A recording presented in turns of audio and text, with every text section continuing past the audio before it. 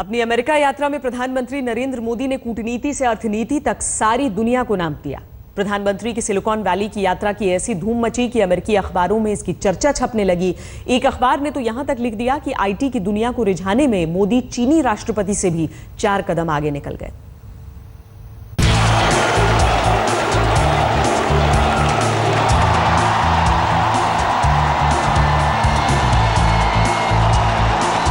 नई दिल्ली से 12,400 किलोमीटर दूर सैन होजे में जब प्रधानमंत्री नरेंद्र मोदी के नाम की धूम मच रही थी तो इसकी गूंज अमेरिका के तमाम बड़े अखबारों के दफ्तरों तक सुनाई पड़ रही थी। वहां का कोई ऐसा बड़ा अखबार नहीं जिसने मोदी की इस यात्रा की शानदार रिपोर्टिंग न की हो।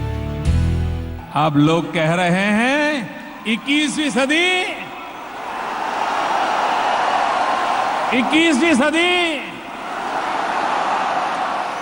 21वीं सदी हिंदुस्तान की सदी है, ये आज दुनिया मानने लग गई है। हम आपको दिखाते हैं कि कैसे बड़े बड़े अखबार मोदी की तारीफ से रंग गए।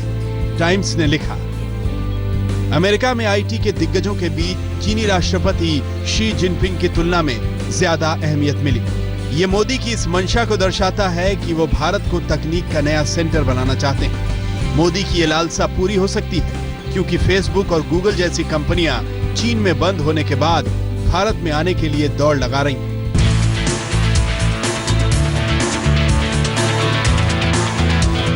चीन दुनिया की सबसे बड़ी आर्थिक ताकत बनने की दौड़ में सबसे आगे है।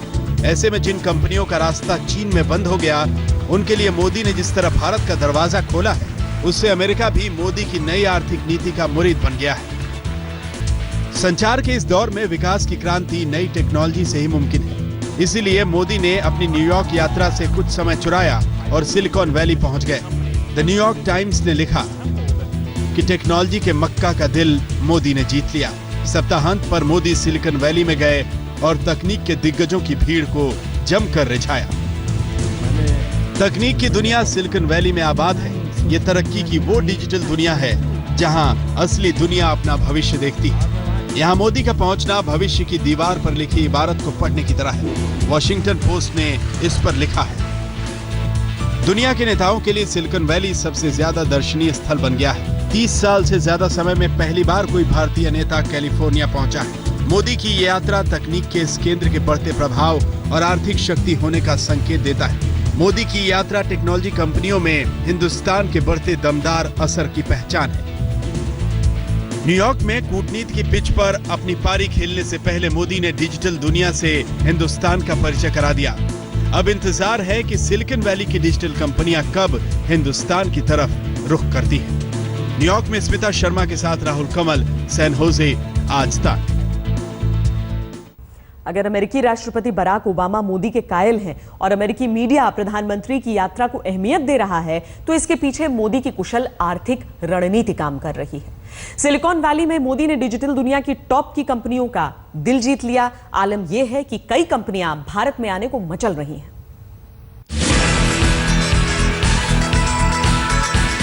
फेसबुक के सीईओ मार्क जकरबर्ग, माइक्रोसॉफ्ट के सत्या नडेला, एडोब के शांतनु नारायण, गूगल के सीईओ सुंदर पिचई, क्वालकॉम के पॉल जैक, एप्पल के सीईओ टिम कुक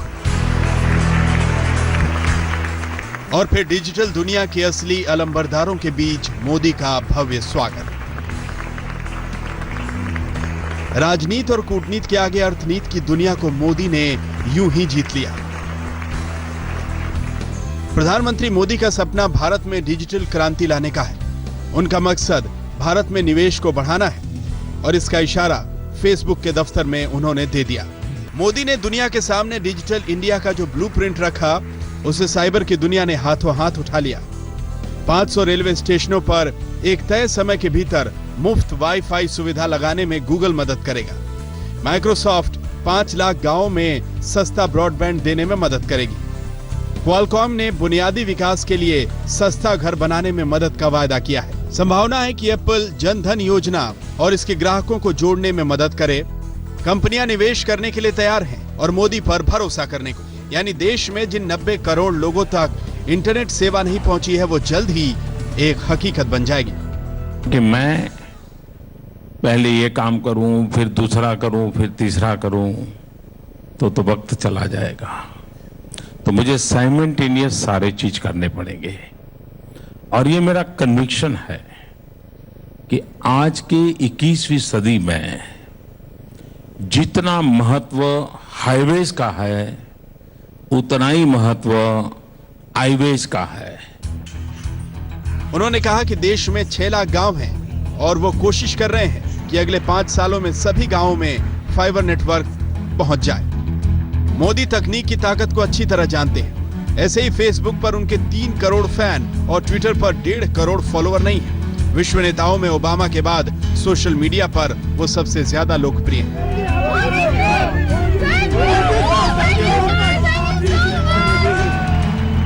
वही लोकप्रियता उनकी अमेरिका यात्रा में डंका बजा रही है और हिंदुस्तान की बढ़ती ताकत की दुगदुगी। न्यूयॉर्क में स्मिता शर्मा के साथ राहुल कंवल, सैन होजे, आज तक। राजनेताओं के बीच निर्णायक मुकाबला देखना सबको अच्छा लगता है, लेकिन नवाज शरीफ और नरेंद्र मोदी का जहां तक मामला है तो हम भारत के सामने ठिठके हुए दिख रहे हैं। अमेरिका में कार्यक्रमों और जलसों में मोदी का स्वागत एक स्टार की तरह हुआ, लेकिन नवाज शरीफ के पास प्रभाव छोड़ने के लिए बस संयुक्त राष्ट्र का मंच था।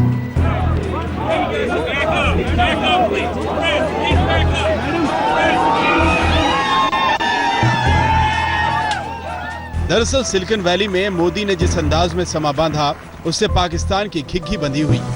पाकिस्तान को अपने प्रधानमंत्री नवाज शरीफ की ठंडी भावभंगिमाएं रास नहीं आ रही। इसीलिए अखबार ने अपने संपादकीय में पूछा है, नवाज शरीफ क्या कर रहे हैं? मोदी का जोर अमेरिका में भारतीयों से संपर्क करने पर था, लेकिन नवाज शरीफ हमारे राष्ट्रीय स्वाभिमान के नाम पर अमेरिकी राष्ट्रपति से बस उर्दू में बात करने की सोच रहे थे। ये एक मजाक से कम नहीं है। ये लगातार दिख रहा है कि पाकिस्तान के पास पश्चिम को देने के लिए कुछ नहीं है, ना तो शख्सियत है न चमत्कार। अखबार में बार बार मोदी की लंबी लकीर से नवाज शरीफ के छोटे कद को नापा गया। पाकिस्तान को मोदी की चाल ढाल और भाव भंगिमाओं को देखना चाहिए। मोदी एक चतुर नेता है, उनमें अपने विरोधियों को मात देने की क्षमता है और वक्त की नजाकत को वो अच्छी तरह समझते हैं। दूसरी तरफ हम कामयाबी के घिसे पिटे फॉर्मूले से चिपके हुए हैं। मोदी के पास प्लान है, हमारे पास क्या है?